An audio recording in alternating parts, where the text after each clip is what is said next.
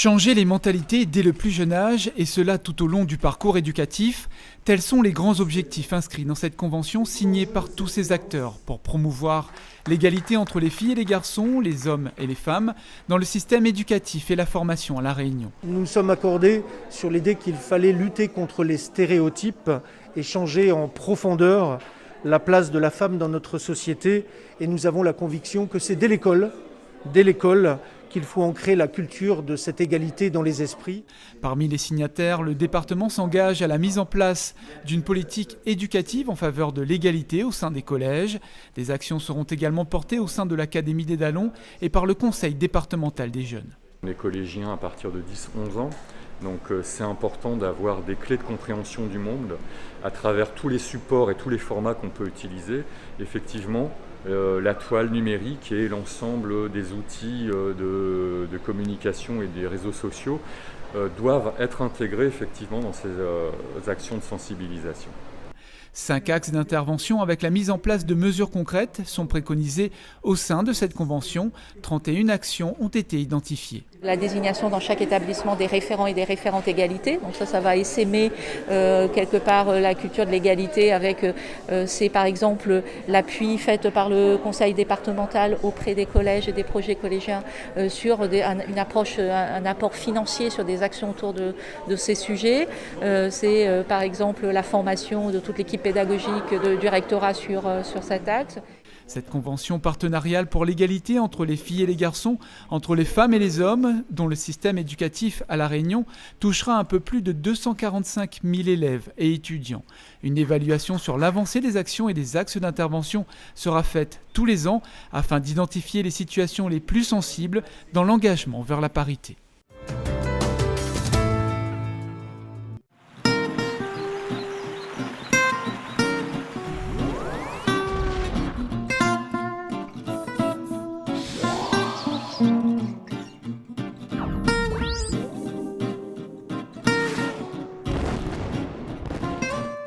Moi, bizarre, une histoire d'Aurélia Moineau aux éditions Epsilon Éditions. Eh toi, l'endormi, avec ta tête, tu as l'air bête.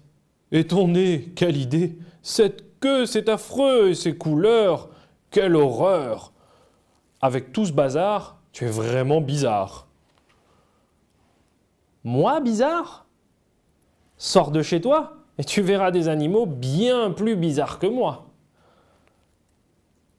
Trompe en tuba, il nage là-bas, d'île en île, comme le crocodile. Il voyage ainsi, l'éléphant d'Asie. Élancé avec ses pattes palmées et son ventre en parapente, voici la grenouille volante. Au perché, déguisé en branches cassées, bien camouflé. À croire qu'il nous nargue. C'est le podargue. Il vit dans les mares. Il a des palmes aux pattes, un bec de canard et une queue toute plate. Il existe. Puis-je t'en convaincre? C'est l'ornithorynque. Pattes élancées, tout léger. Pour traverser les flots, il court sur l'eau. Aussi vite qu'un bateau, il est magique. C'est le basilic. Fesses en l'air au milieu du désert, sur sa carapace noire qui lui sert d'abreuvoir, vient glisser la rosée. Le ténébrion du désert se désaltère. Ses ailes en forme d'ombrelle imitent si bien l'ombre du rocher que les poissons s'y laissent pêcher. Il est futé, le héron ardoisé.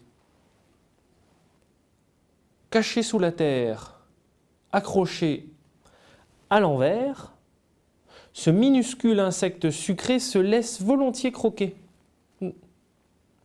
Dans son abdomen, que transporte-t-elle?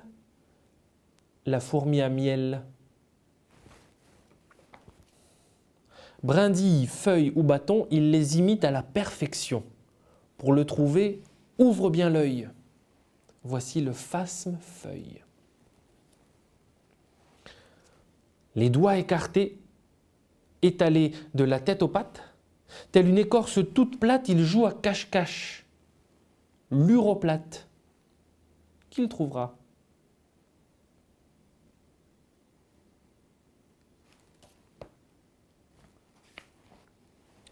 Comme une algue, il ondule avec les vagues. Dans la mer, le vois-tu? C'est le dragon de mer feuillu. Et le plus bizarre d'entre tous, c'est ce félin pas malin qui aime manger, dormir, puis s'étire. Sait-il voler, pêcher, se camoufler? Rien de tout cela. Mais pour se moquer, il est le roi. Ah vraiment? De qui parles-tu? Je ne vois pas.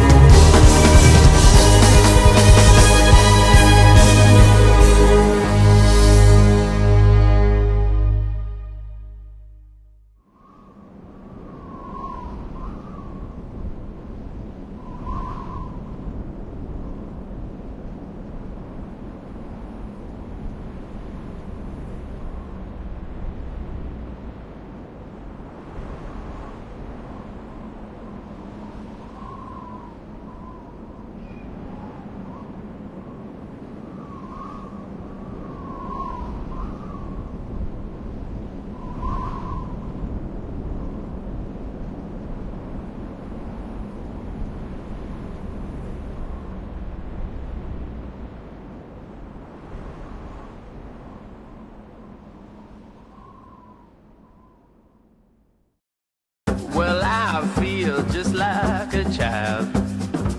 Yeah, I feel just like a child. Well, I feel just like a child. Well, I feel just like a child. From my womb to my tomb, I guess I'll always be a child.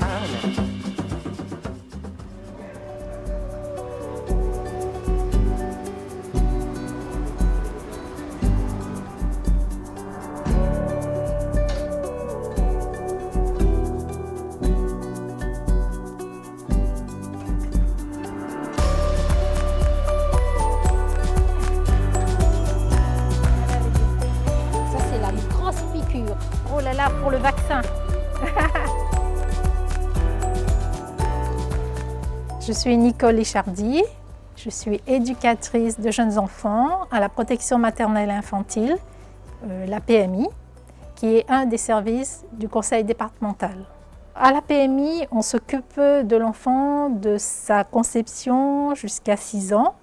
En ce qui concerne le GAP, nous recevons des enfants qui sont accompagnés de l'un des parents entre 3 mois à peu près jusqu'à l'entrée à l'école maternelle.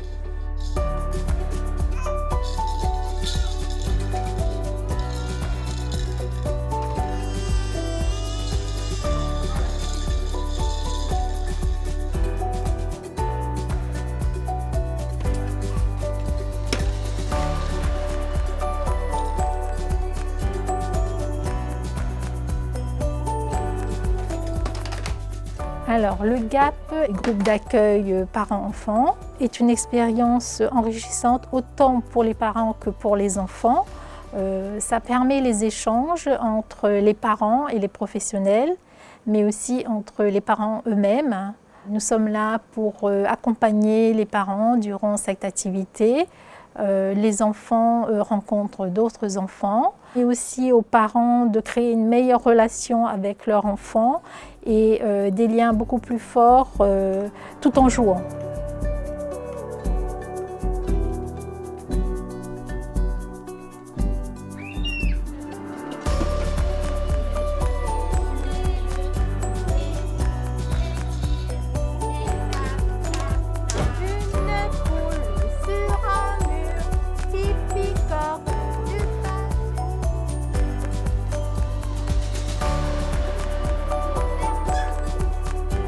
Ça permet aussi aux enfants de développer leurs capacités, en priorité la motricité, le langage, l'intelligence.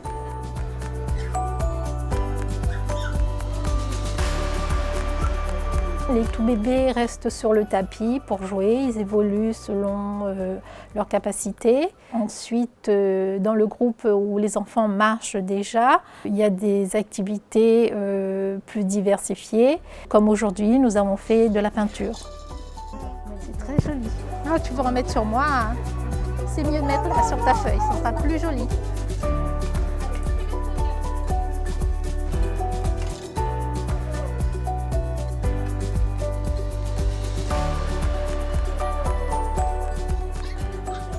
Alors pour chaque groupe d'enfants, nous adaptons les jouets en fonction de leur âge.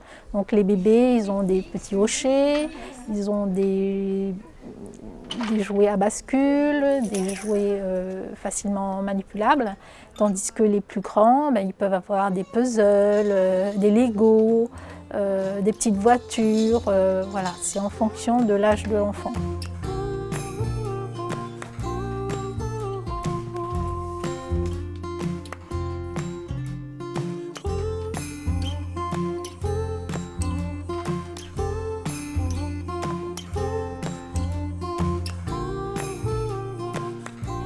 Pour les enfants, c'est un lieu où ils se familiarisent avec d'autres enfants, d'autres adultes, et c'est un début de socialisation.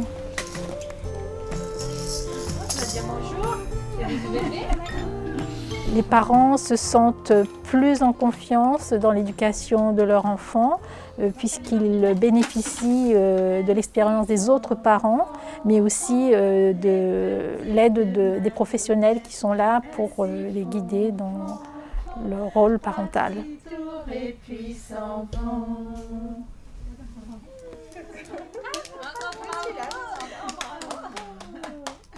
Pour s'inscrire à ce genre d'activité, il suffit d'appeler à la PMI de votre secteur.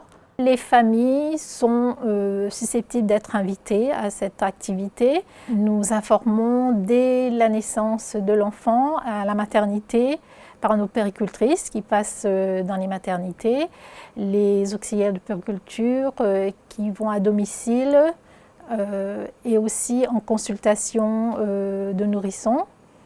Cette information est donnée à toutes les familles et les familles intéressées viennent à ces groupes. Un petit canard au bord de l'eau, il est si beau, il est si beau, il est si beau qu'il est tombé dans l'eau. Youhou, tombé dans l'eau.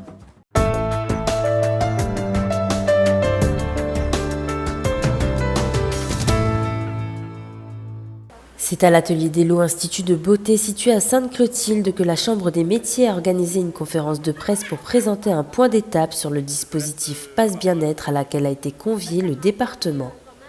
16 millions d'euros ont été mobilisés par la collectivité pour la mise en place de ce dispositif qui s'inscrit dans le cadre du plan de relance économique et sociale lié à la crise sanitaire actuelle.